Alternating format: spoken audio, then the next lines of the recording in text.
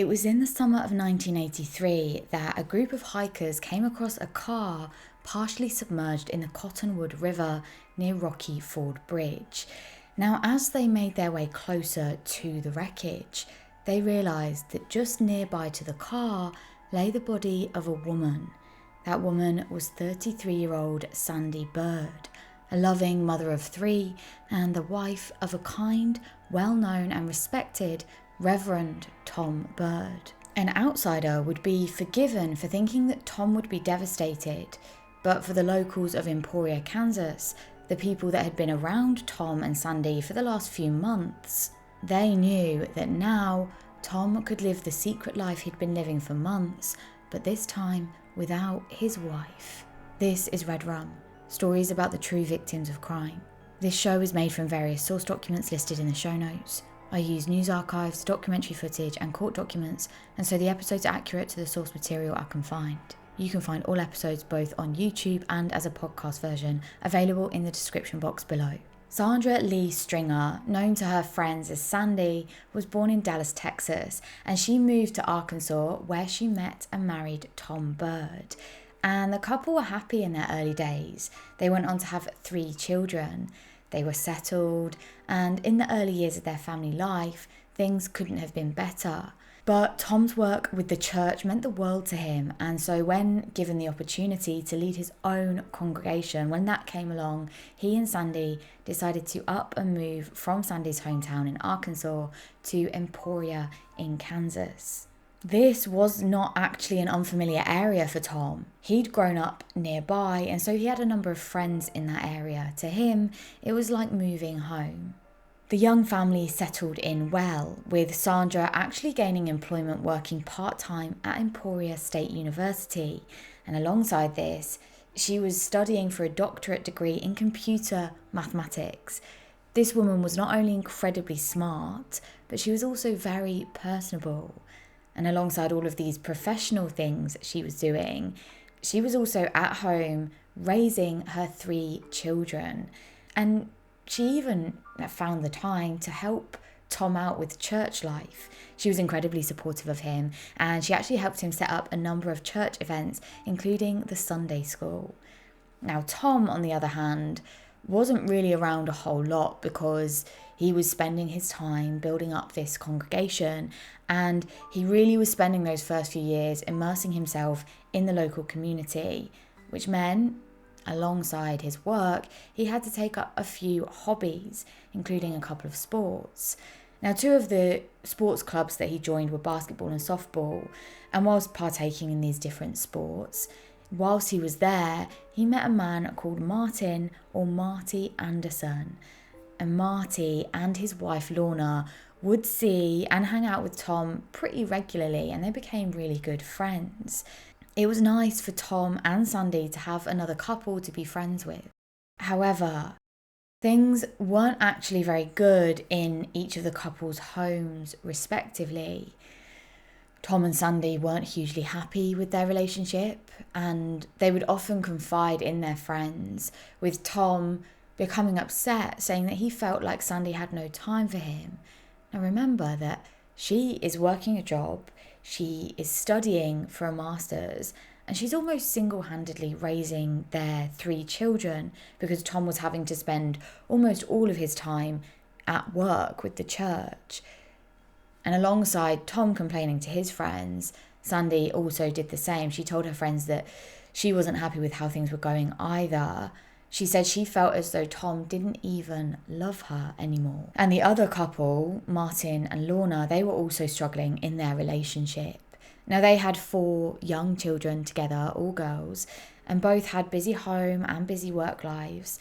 And as things continued without any kind of proper communication, it seems, between the pair of them, resentment started to build, and Lorna started looking outside of her marriage for comfort. It's reported that she told one of her friends about just how bad things had gotten between her and Martin, and she even spoke about how sometimes Martin would turn aggressive, taking out his frustrations on both her and on their children, and later claims that he was violent towards them both. I should say here that even though there was witness evidence of Lorna having spoken about the abuse. We don't know that this was true. It could all have been part of a larger plan that's been speculated.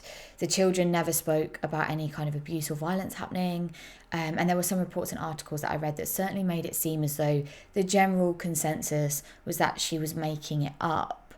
It's not been proven or disproven either way though, so we just don't know. I just wanted to give you all of the information I could in terms of what I've read. That's not my opinion, that's what I've read. And also it is important to say that if she was experiencing this abuse that she spoke about, then it's likely that leaving wasn't the simplest of options. Again, we just don't know. It wasn't long after that Lorna admitted to a friend that she had actually cheated on Martin a number of times with different people, but she said that none of the affairs had stuck and none of them meant anything to her. She was just an unhappy wife in an unhappy marriage. But she had decided that she wanted to make it work for the children's sake. It was around this time that Lorna began talking to her and Martin's mutual friend, Tom Bird, and he actually ended up offering her a job as a secretary as part of the church.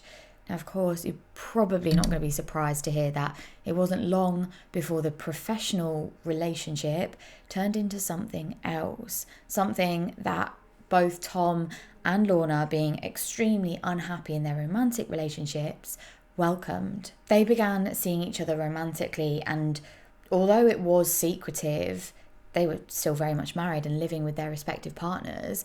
But by now, the romantic affair was beginning to be noticed by other members of the church and the general community, mutual friends of theirs. It wasn't obvious at first, but rumours started to swirl about how close the pair were and just how much time they were spending together, and just the two of them. But Tom and Lorna swore that the relationship was just friendly. It was just a professional one as far as they were concerned. And also, Tom said he was helping Lorna. He was therapizing her through her relationship and life problems. And this naturally brought them closer, he said, but insisted it was purely platonic.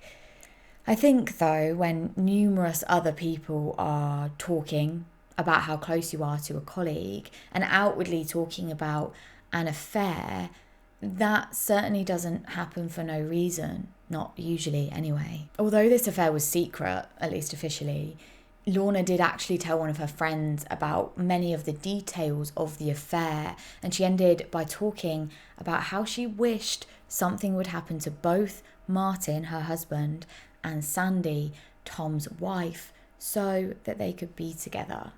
Obviously, the friend didn't really think anything too serious about this at the time. As far as she was concerned, it was just Lorna talking. One day, Lorna was out with a friend, we'll just call him Mark, and she turned to him and asked if he would happen to know anyone that might be able to murder her husband.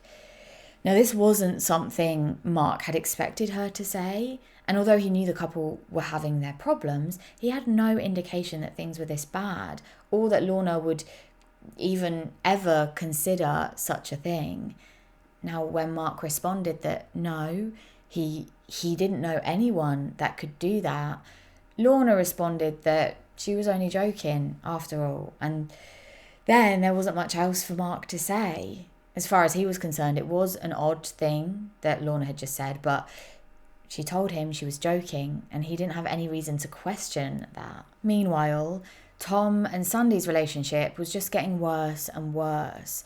Now, of course, Tom was cheating on Sandy with Lorna, spending a lot of time away from home, often excusing that time away for work, or even taking work trips where he'd actually just be with Lorna. They'd go to a hotel just outside of the town so that they could be together a bit more freely. Sandy was becoming unwell from the worry, from the strain of being married to someone who she didn't think loved her anymore, someone who just didn't treat her well.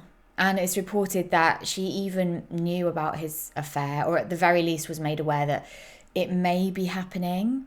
And it's likely, from what her friend said after this all, it's likely that she was even considering leaving, but that would involve an awful lot of planning and a lot of conversation with Tom, and that was just something that wouldn't be happening anytime soon. She didn't know it yet, but Tom was planning on getting rid of her, just as Lorna was planning on getting rid of Martin. As far as Lorna was concerned, divorce was not an option because they wouldn't get the money they needed to start their lives anew. Tom knew that he would have to pay Sandy a significant amount of child support, and Martin would likely want equal custody of the children for his and Lorna's children. And on top of this, Lorna knew that Marty had a big life insurance policy and she wanted that. Tom and Lorna began talking about ways that they could get their respective partners out of their lives, and ultimately that's when the pair decided to start plotting the double murder of their partners. But soon they realised that there was just no way that they could do it on their own. There were people who knew them, that were aware of just how close the pair had become over the past few months. If their spouses were to mysteriously or tragically die, then suspicions would automatically go onto them. And so that's when Lorna called an ex-boyfriend of hers, a man called Daryl Carter. Now the two met at the church, the same church that she worked at with Tom, and her and Tom were there and they welcomed Daryl in. They explained what had been going on and that they wanted his help in getting rid of both Sandy and Martin. Now, Daryl didn't even have to do much. He just had to listen to their plan and agree to it. He wouldn't even have to do any of the actual killing, the actual murdering, something they thought would be a surefire way to get him to agree. They suggested that they themselves would get Martin drunk, they would bundle him into his car, and then they would stage a car accident over a steep cliff into the water. All Daryl would have to do would be to be there and be ready in a car to be the getaway driver to pick Tom up after the murder. But Daryl wasn't up for it. He'd never done anything like this before, and much like when they had asked Mark, Daryl said that he wasn't a murderer and he wasn't up for it. However, it was just a few days later that Daryl was approached at his workplace by Tom. This man is bold. He's just told him he's not interested. He doesn't want to be involved. Tom's turned up at his workplace asking if he'd had time to think about it and what he'd decided. But again, he told Tom no. He wasn't up for it and he didn't want anything to do with the plan. And with that, Tom and Lorna had to take the entire plan into their own hands. And so, on the 16th of July, Sandy had arrived home from work and she had this wonderful news. She had just been offered a promotion at her job at the university. And this particular promotion meant that she would be teaching more lectures, being more face-to-face with the students, and this was something she loved to do. It was a huge achievement. And so Tom said that he wanted to take her out. They'd get dinner together, maybe even go watch a movie, and they'd get a babysitter so they didn't have to rush back. The couple made their way out for the evening and they eventually returned around 9:30 p.m. Now the babysitter was about ready to leave. She was actually getting ready to leave for the evening, but Sandy asked if she'd mind staying a little while longer. Tom had suggested that the two of them grab a couple of bottles of alcohol from the house and then head back out together to go and have drinks at the office at the church. But a few hours later, Tom returned home and he asked the babysitter if Sandy had already arrived home. The babysitter said no, she hadn't, and now Tom acted confused. Now, there are two versions of this story I've seen reported, so one of these two things happened. The first version is that after Sandy had told Tom about her promotion, the two started talking in more detail, and he let her know that he was concerned about how much responsibility she was taking on and that he didn't want her to neglect her role as the pastor's wife. Now, this caused a bit of an argument and the couple went their separate ways, with Tom thinking that Sandy would calm down after a little while and then they'd reconvene at home. So that's the first version. The second version is that Tom told the babysitter that he and his wife had shared these drinks before deciding that they needed to do some work separately. Sandy apparently left in her car to go to her office, and she planned to pick Tom up after she was finished. He was going to stay behind in his office and work from there. He said that he hadn't been able to think in his office, so he ended up going on a little run to think about his sermon. And then when he got back to the office, he was surprised to find that Sandy's car wasn't there, and neither was she.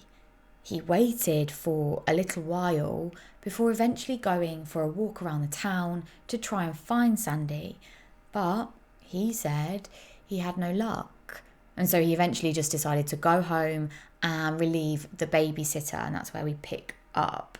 So when Sandy still hadn't returned by midnight, Tom checked the university. He had even called the police department, the sheriff's office, and Newman Hospital to just try and see if Sandy was there, but of course he had no luck. The following morning, somewhere along Cottonwood River, a group of hikers were making their way down the river when they came across Sandy's car. It looked as though it had just missed a turning and had gone headfirst into the river.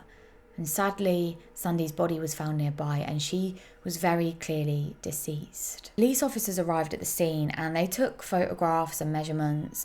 And from an examination of the gravel roadway, some of the ditches and the fence rows south of the bridge, it was concluded that there was no evidence that the car had actually made any kind of braking or sliding action before going down the embankment. And on top of this, there was actually no evidence that the car was out of control at all. There were no skid marks. There was also blood on the guardrail of the bridge, as well as blood on a tree, which was around 20 foot away from where the car was found. There was no reason as to why Sandy's blood would be on that tree if her injuries had been from when she crashed the car off of the bridge. As well as this, Sandy's watch had been found under the bridge, a significant way away from the car and from Sandy's body. There was simply no explanation for this. Now, most questionably of all, the interior of Sandy's car contained no blood or hair. The tree and the bridge had her blood found on them, but supposedly the car that was going off of the bridge with her in it had no blood in it, as you would expect to see if someone had been, quote, banged around inside the car. Sandy's body itself was also found to be outside of the car, which meant that if this was a crash, she was likely not wearing her seatbelt, something that anyone who knew Sandy knew. She was a stickler for wearing a seatbelt whenever she was in a car. There was just no way she would have gotten into a car and not buckled up. Now, the officers had also noticed that the driver's seat was actually placed in a position that would have suited someone much taller than Sandy. She stood at just 5'1", and the way the seat had been positioned, the way the seat had been left, would not have been a good or even possible driving position for her. The initial post-mortem revealed that there were a number of injuries that Sandy had suffered, including a transacted kidney, something that does actually happen from being involved in a fatal car accident. And so at that time, despite all of the evidence to the contrary, it was determined to be an accident. It was less than 4 months later, in early November of 1983, that Lorna's husband Martin would leave the family home in the morning, never to return again. Lorna and Martin had taken their 4 children out for the day, and once they were driving back, Lorna, who was in the driver's seat, had pulled over to the side of a highway in Geary County. She claimed that she felt really unwell. And then suddenly she jumped out of the van because she felt like she was actually going to be sick, and she ran into this nearby field so that she could actually be sick.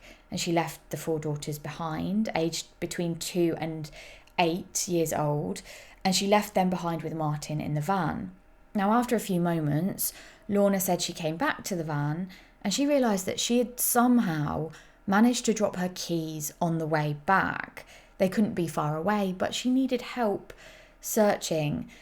And so she asked Martin to come with her and look in this sort of nearby ditch area. Suddenly, seemingly out of nowhere, a man in a black ski mask came up to them and demanded Martin hand over his wallet.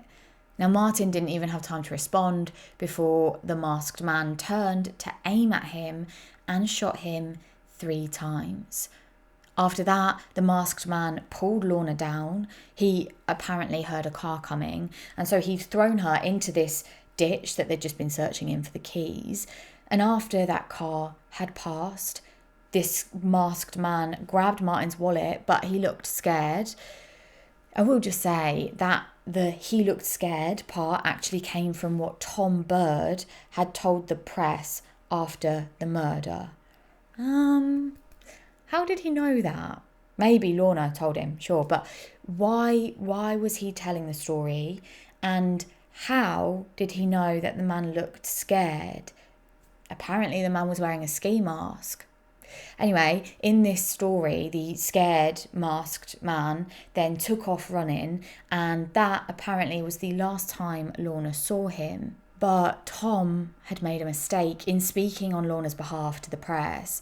Because he'd done that, people started talking. There was a definite realisation that not only did Tom and Lorna know each other and seemed to be incredibly close, but Tom's wife had died in pretty horrific circumstances not too long ago. But at first, the police weren't too suspicious, at least not generally. There was one man, however, John Rule.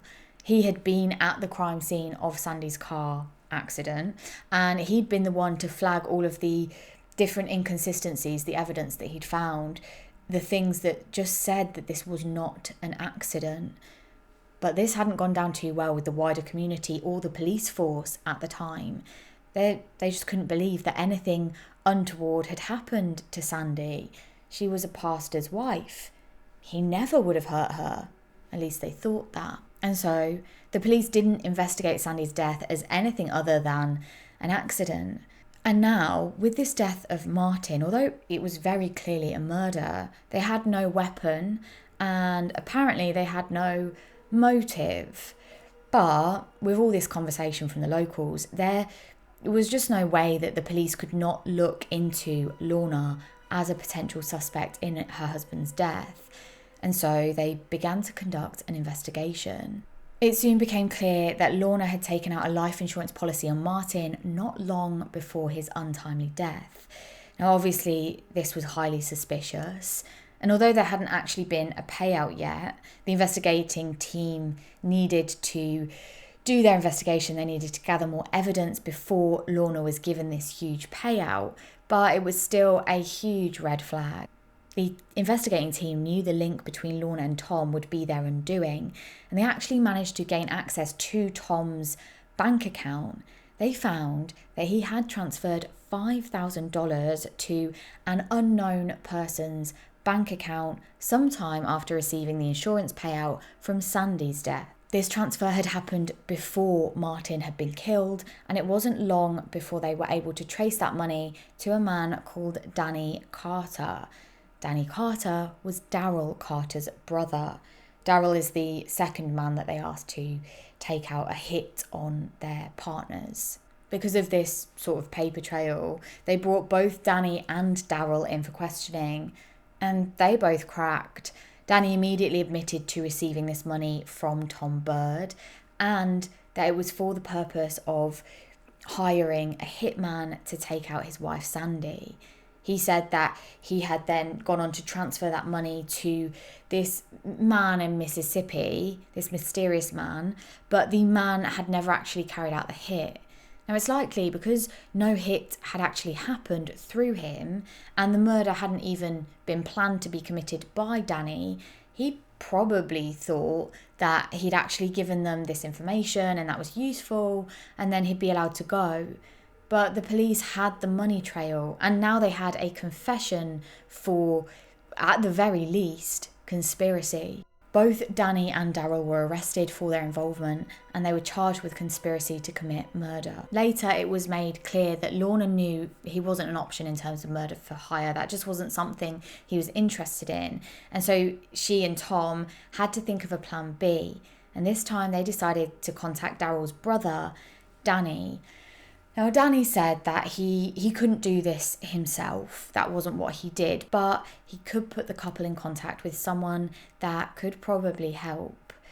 Tom used $5,000 from Sandy's life insurance payout to pay Danny, who said he would then transfer the money to this man he knew in Mississippi, who would be able to help him and Lorna with their plan to kill. But unsurprisingly, once the money was out of Tom's bank account, he never heard back from the man in Mississippi. And of course, there wasn't a whole lot that Tom and Lorna could do about it. They couldn't exactly go to the police, and they didn't want to risk paying out even more money and not having the, quote, job done. And so they moved on to their next and final plan. Danny went on to tell interviewing officers that he knew both Tom and Lorna wanted to have Martin murdered. And with that, the police had a solid lead, and so they decided they had enough to bring Lorna in. It wasn't long before they went to her house and arrested her for conspiracy to commit murder. And after this news was released to the press, police got a call from a man called Gregory Curry. And this man, Gregory, identified himself as the mysterious Mississippi man, the man who had been given that $5,000 to take the hit out on Martin. Now, because of this, Gregory was actually charged with co-conspiracy to commit murder, but he was soon in talks about a plea deal because the investigating team were able to see that although Gregory had accepted and spent that $5,000, he hadn't actually gone through with the murder. He'd never intended to go through with the murder. And so he was given a much lesser sentence than he could have been given if he'd gone to trial. And then one day, Tom got in contact with Daryl and tried to arrange a meeting, but Daryl was concerned. He knew exactly what Tom had asked him to do in the past, and he knew what he was capable of. There was no doubt in his mind that Tom was involved in both Sandy and Martin's murders.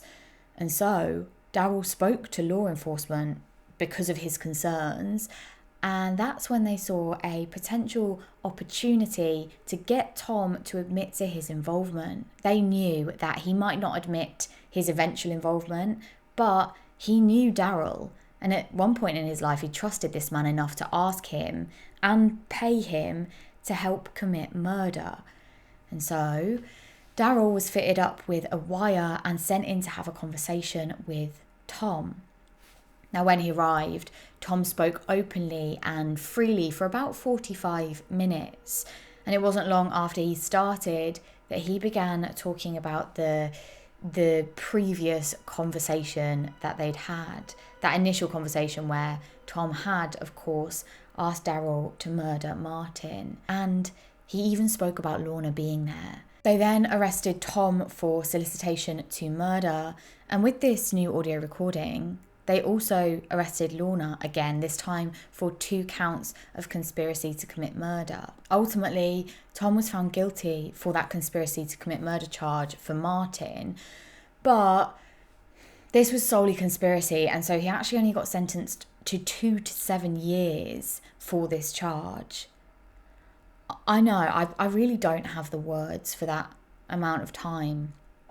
Thankfully, though, alongside this, Sandy's death was now being treated as suspicious, and so more investigations were being conducted. In the October of 1984, the decision was made to exhume Sandy's body for another post-mortem to be conducted, and that post-mortem found that there were more injuries than had first been thought, including fractures of the left shoulder blade and lacerations on the top of her head, which it was determined were likely from impact or blunt trauma.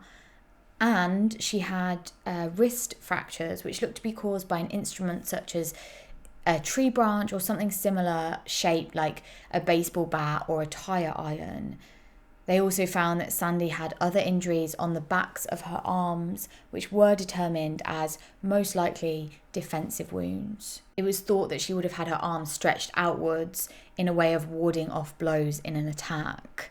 Now, the autopsy determined that Sandy's injuries were not consistent with being ejected from her car, but instead falling from a great height of about 20 feet. By the end of the year, Lorna and Tom's affair had ended. They'd broken up. And so police thought that they might actually be able to convince Lorna to talk. And she did. Lorna's statement to police was that Tom told her exactly what had happened on the night of Sandy's death. He allegedly told her that he and Sandy had driven out to that bridge together where Sandy's car and her body had eventually been found, but he had struck Sandy with a tyre iron, which does tally with parts of the second post-mortem. And then he thought he had killed her and so tried to throw her over the barriers. But that was when he realised that Sandy was still alive and she managed to actually grab onto the side. And so then Tom kicked her a number of times until she just couldn't hold on anymore, and then she fell to her death. After that, he went on to stage the scene by moving her body, getting it into the car, and then driving it towards the edge, and then getting out just in time for that car to continue rolling forward until it eventually fell off of the edge and into the position it was eventually found in. Now, because there were no eyewitnesses to the killing, the case had to be determined by the jury on basis of circumstantial evidence. The prosecution therefore presented witness testimony of over 72 people and over 100 exhibits of evidence. It was presented at trial that the day after Sandy's body was found, Tom had spoken about his wife's death with a number of different people, but he had different versions of what he'd done that evening, and there were big inconsistencies. The most questionable version was that he said between 11:15 and 11:45 he'd been out for a 2.5-mile jog, which is when Sandy seemingly disappeared. But we know from the first post-mortem conducted that given Sandy's stomach contents, she likely died around 10 p.m, which even by Tom's accounts puts the two of them together. The state also brought a witness who was an inmate at the time Tom had been in prison. He'd been in the cell next door to Tom, and this inmate testified that Tom had spoken to him about the death of his wife, and he indicated that he and Lorna conspired to have Sandy killed. He even allegedly told this inmate about the amount of money that he and Lorna were going to get from the insurance payouts, and it was the correct amount. Ultimately, Tom was found guilty and he was sentenced to life for the murder of Sandy. And Lorna had taken a plea deal and she was given a 20-year sentence for one charge of second-degree murder for Martin. Now, as part of this plea deal, she did identify Tom as being the shooter, but a jury actually acquitted him of having committed that shooting. Now, this was because of that main piece of evidence coming from Lorna. She was the star witness and she had a massive credibility problem, of course. And on top of this, all of the other evidence gathered was circumstantial. After the trial and sentencing, Tom continued to completely deny everything despite his convictions. And whilst he was in prison in 1988, he went on to marry a woman called Tori, who worked as a school teacher. He was actually paroled in June of 2004, and he was released from all parole supervision in 2006. So now he just lives out in the world as a free man, and he has never showed any remorse for what he was convicted of. Meanwhile, by the time Tom was released in 2004, Lorna had also remarried. She had married this man called Terry Moore. It is bizarre that Tom married a woman called Terry and Lorna married a man called Terry, but here we are. And so she was granted parole in 2014. And I think it's worth noting that the male pastor did get such a shorter sentence than the female perpetrator in this case. Although, of course, she did opt for that plea deal and he went to trial. So that's the official reason for the vast difference in how long they spent in prison. Lorna was also eventually released from all parole supervisions too. Now, I couldn't find any information on either sets of children from both relationships, but I know if this happened to me, I probably wouldn't ever want to talk about it again. So I didn't want to dig too deep with that one. Thank you for watching or listening to this episode of Red Rum. If you are interested in other cases like this, I did actually do a long while back, I did a deep dive into another double murder of partners where the two people involved actually got away with it for a significant amount of time because of some really shoddy police work. I'll link it below and probably at the end, so you can either click on it on the video, or if you're listening to the podcast, it'll be in the description box.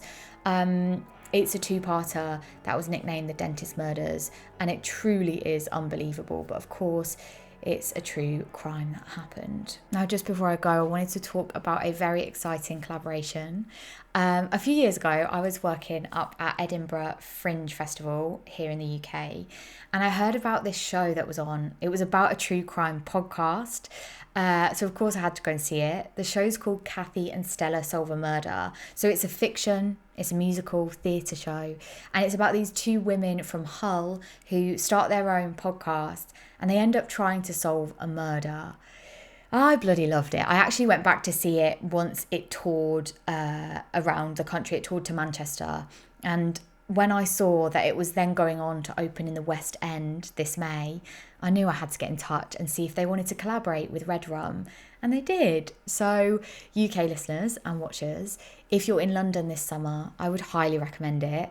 It's full of funny, proper sarcastic wit. It's my favourite kind of comedy, and it's also just a really, really good show.